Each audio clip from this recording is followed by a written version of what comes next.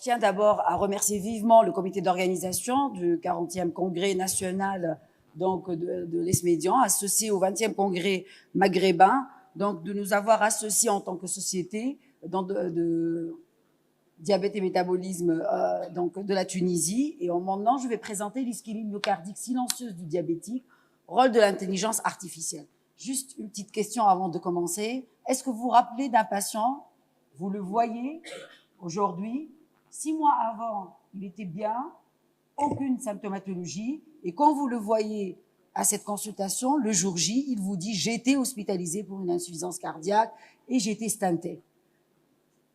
Vous vous posez la question, il y a même ceux qui ont été hospitalisés 6 mois avant, il a fait un ECG, on a fait un interrogatoire minutieux, et au contrôle, il vient et il vous dit « j'ai été hospitalisé ». C'est décevant pour nous en tant que médecins parce qu'on est passé à côté d'une pathologie qui peut mettre en jeu le pronostic vital de nos patients diabétiques. Alors, que vient faire l'IA dans ce cas-là?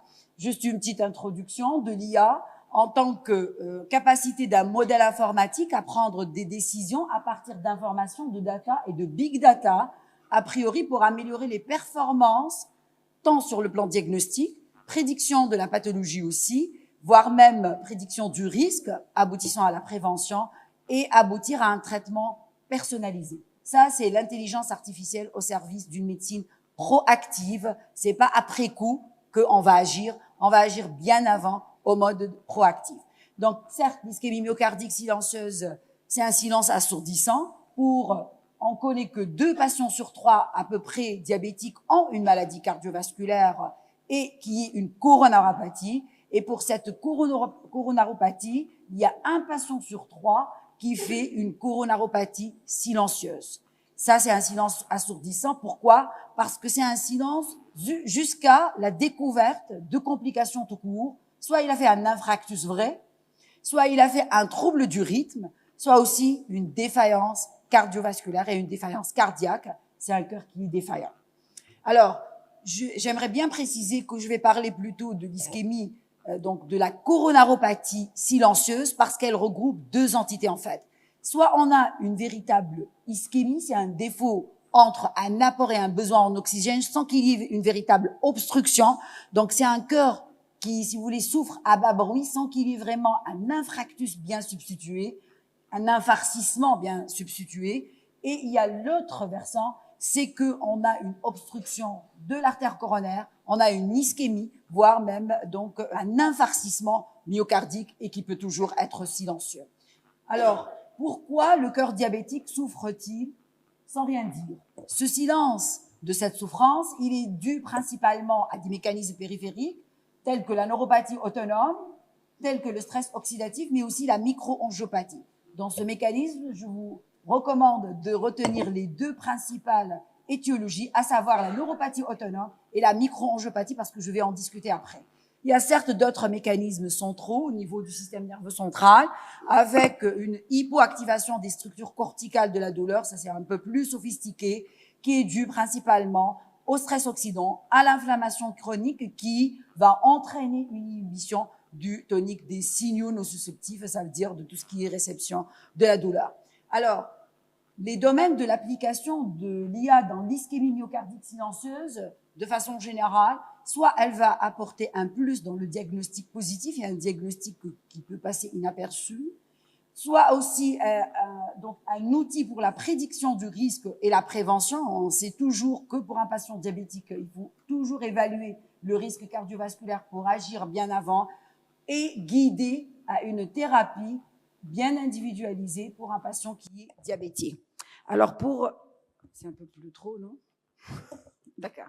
Alors, une cartographie récente des différentes publications qui ont eu recours à l'ECG en tant que, si vous voulez, un outil pour faire le diagnostic associé à l'intelligence artificielle, le diagnostic de l'ischémie myocardique silencieuse. Elle a regroupé pratiquement 220 articles et voici la répartition mondiale des publications de l'ischémie myocardique silencieuse à l'aide de l'IA. La Chine, elle prend la première place.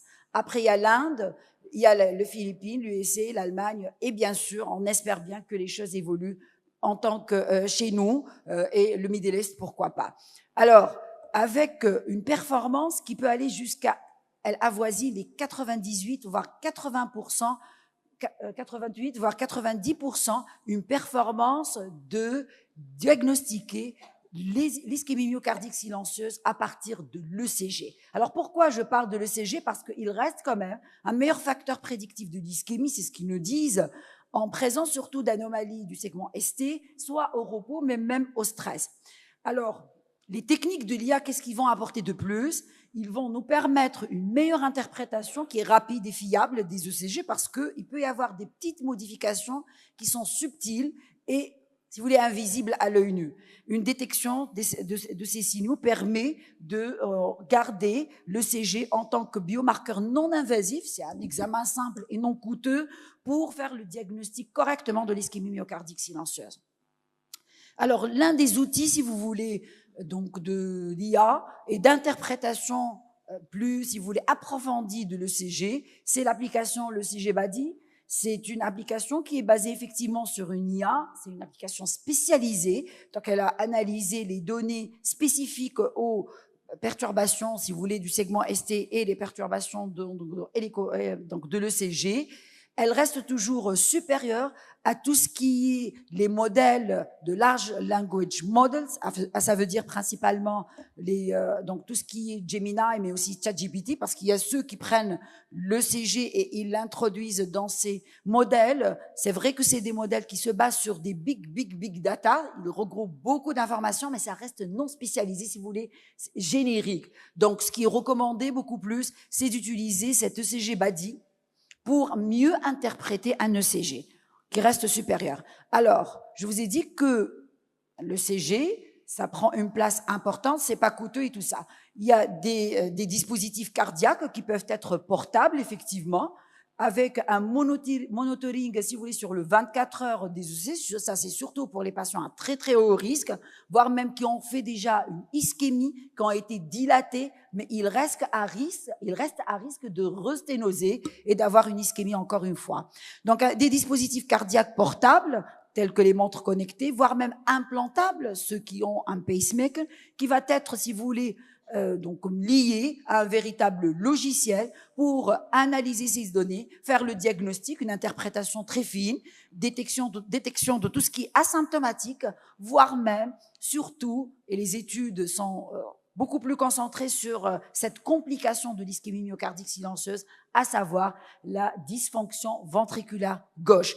Et bien sûr, ça aboutit à un diagnostic précoce, une prise en charge bien individualisée, et ça améliore certainement le pronostic de prise en charge de nos patients diabétiques de type 2. Alors, certes, il y a tout ce qui est, je reviens à tout ce qui est donné avec une analyse, et il peut y avoir une connexion directe. Le output va donner, si vous voulez, des résultats approfondis pour mettre déjà le médecin traitant en alerte, et il peut, si vous voulez, agir très, très précocement. Jusque-là, j'étais en train de traiter une seule donnée, c'est l'ECG. Mais il y a d'autres données pour donc tout ce qui est intelligence artificielle.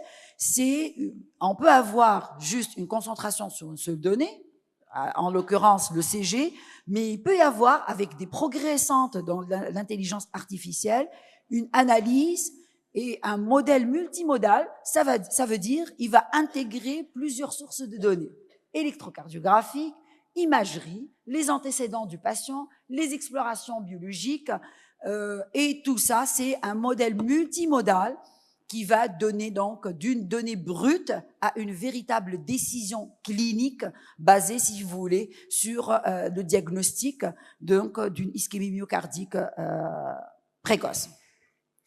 Alors, on part un petit peu, on a terminé avec l'ECG et je vais vous expliquer un petit peu un autre modèle de l'intelligence artificielle pour améliorer les performances de diagnostic de l'ischémie myocardique, parce que même avec un ECG intelligent, on peut passer à côté.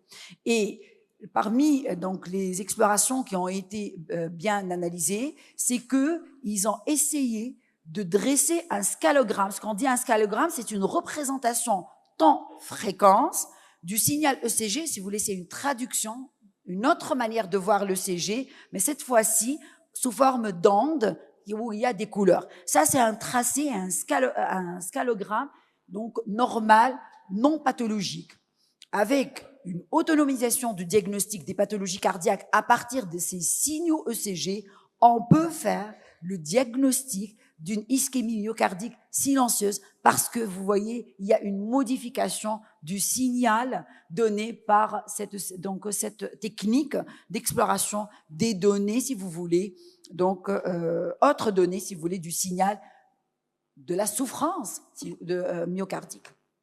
Et cette technique a permis une performance qui va aller jusqu'à une courbe, si vous voulez, l'air sous la courbe, allant jusqu'à 99%. Donc, on est presque sûr, donc 99%, en ayant un signal pathologique, que le patient a une ischémie myocardique silencieuse, et ceci même quand on a un ECG qui est strictement normal. Alors, une autre manière de voir cette souffrance myocardique silencieuse, c'est la magnétocardiographie. Une technique toujours non invasive, simple, qui paraît simple, mais un peu compliquée, qui va faire une mesure des champs magnétiques qui sont produits par une activité cardiaque. Donc, quand on a une activité cardiaque anormale, qui est en rapport avec une souffrance, qui est à bas bruit, silencieuse, on aura des champs magnétiques qui sont perturbés. Et là, c'est une analyse, l'une des études qui s'est concentrée sur la magnétocardiographie, elle a pu analyser pratiquement plus que 2000 enregistrements donc de magnétocardiographie afin d'entraîner un modèle d'IA capable de détecter, voire même de localiser la zone d'ischémie myocardique ou la sténose coronarienne, et ça aboutit à un diagnostic de l'ischémie myocardique, la région, la localisation, et voire même quelle artère est atteinte. C'est un diagnostic de la maladie coronaire ischémique avec une précision, avec si vous voulez, des standards de performance qui sont élevés, une précision qui avoisine 85%, une sensibilité pratiquement de 85% et aussi une spécificité de 85%. On est presque sûr de notre diagnostic. Alors, rappelez-vous, au début, j'ai parlé que l'ischémie myocardique silencieuse, il y a une pathologie qui explique ce silence, même si quand on a un ECG qui est normal, et même si quand on a une coronographie qui est normale, il y a la microcirculation. Et cette microcirculation, parce que tout à l'heure, j'étais en train de parler de tout ce qui est ischémie épicardique macrovasculaire. Mais au cœur aussi, on a la microvascularisation qui est touchée, et une microvascularisation, elle est plutôt estimée principalement par d'autres, si vous voulez, outils d'imagerie, principalement quantification de l'automatisme, de la perfusion myocardique. Là, on est en train de parler du myocarde carrément, voire même donc une méthode qui peut détecter les zones d'hypoperfusion subtiles non perçues par l'œil humain. Et ça, il y a des outils d'IA qui ont pu analyser la capacité du muscle cardiaque à augmenter sa perfusion sanguine. Ça, c'est un autre, si vous voulez, critère de l'atteinte de la microcirculation pour encore détecter la région d'hypoperfusion, amenant à un diagnostic qui est rapide, il est reproductible parce qu'il est basé sur, si vous voulez, des choses très objectives, voire même précis pour la détection d'ischémie myocardique chez nos patients diabétiques. Alors, d'autres mesures aussi, c'est toujours la microcirculation qui prend de plus en plus d'intérêt dans les publications, franchement, avec un algorithme qui va estimer maintenant la résistance au flux sanguin qui est prévu par le FFR avec une bonne corrélation. Donc, elle va identifier aussi les sténoses de façon significative et qui vont compromettre la perfusion myocardique. C'est une mesure de la réserve de flux sanguin coronarien qui va donc évaluer par conséquent le retentissement hémodynamique d'une sténose, toujours par cette mesure de la réserve de flux sanguin. Toujours on est dans la microcirculation. L'étude a pu bien développer un algorithme pour avec une bonne corrélation par rapport à la mesure invasive, toujours cette coronarographie qui reste invasive, néfaste aussi pour nos patients qui ont des reins fragiles, qui peuvent exposer à une insuffisance rénale aiguë, effectivement, et ça sans recours, finalement, à un cathétérisme invasif. Alors, j'ai parlé de la microcirculation. Maintenant, qu'en est-il de système autonome nerveux cardiaque? Est-ce que l'IA, elle est là aussi pour détecter ce qui est invisible pour le risque cardiaque, d'ischémie myocardique? Je reviens à l'ECG. il y a des logiciels qui ont été développés pour analyser les ECG et détecter s'il y a une neuropathie autonome cardiaque en analysant ces signaux électriques, et toujours avec des performances qui sont très, très élevées. Surprise pour mon collègue ophtalmologue, donc Dr Belmelki. Donc là aussi, regarder le fond de l'œil permet aussi de faire le diagnostic de la cardiopathie autonome, donc qui est en rapport avec le diabète. Et là, on découvre encore de plus en plus qu'on est face à une mine d'or. L'œil, vraiment, c'est une mine d'or.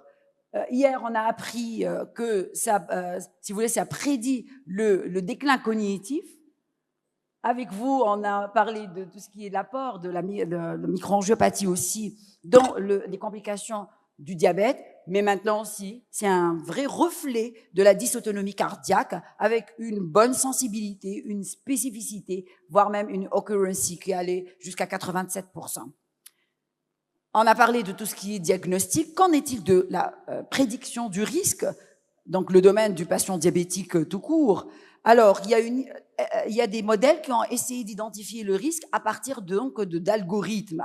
Et la plus récente étude, qui a été menée sur plus que 7 millions de patients, plus de 70 hôpitaux américains, ils ont essayé de développer un outil d'analyse de CG, toujours assisté par l'intelligence artificielle, pour essayer de stratifier le risque cardiovasculaire. Et pour la stratification du risque cardiovasculaire avec ces logiciels, ils se sont positionnés avec ce qui est classique. Et ils ont développé 3 logiciels. Le premier, il se compare au score calcicoronaria. Le deuxième, est-ce qu'il y a une obstruction de la maladie, donc des coronaires, tout simplement, ou bien est-ce qu'il y a des zones de dysfonction ventriculaire, des zones akinétiques? Ce sont, si vous voulez, les marqueurs classiques de risque cardiovasculaire qui est augmenté. Avec les différents modèles, ils ont remarqué, effectivement, il y a toujours une bonne performance du modèle en se comparant au score calcique, en se comparant aussi aux résultats de l'obstruction des artères coronaires, mais aussi aux résultats de la dysfonction ventriculaire gauche. Et en associant un petit peu ces modèles, ça veut dire quand on a un seul modèle, le patient qui est positif, le patient il a 2 fois plus de risque d'avoir une cardiopathie et une maladie cardiovasculaire, une coronaropathie. Si on associe 2 modèles de ce qui a été développé, le risque monte jusqu'à 4, et en associant 3 modèles, le risque va aller jusqu'à 11 fois, donc de développer, donc d'avoir, si vous voulez, une ischémie myocardique qui jusque-là reste silencieuse. Donc cela montre qu'il y a une corrélation très forte de l'IA avec le risque d'événements cardiovasculaires voire même les 3 ans, parce qu'ils sont comparés au ce qui est classique, qui évalue à 10 ans, donc d'avoir l'accident cardiovasculaire.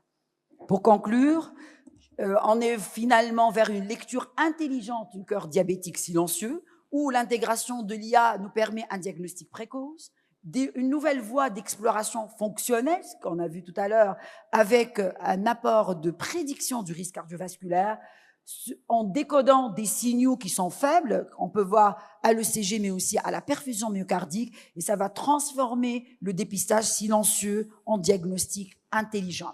J'aimerais bien finir mon exposé par vous inviter à notre 21e congrès maghrébin qui aura lieu en Tunisie l'année prochaine, du 16 au 18 avril 2026, et sera couplé à notre 34e congrès national de CEDIAM. Et merci pour votre attention.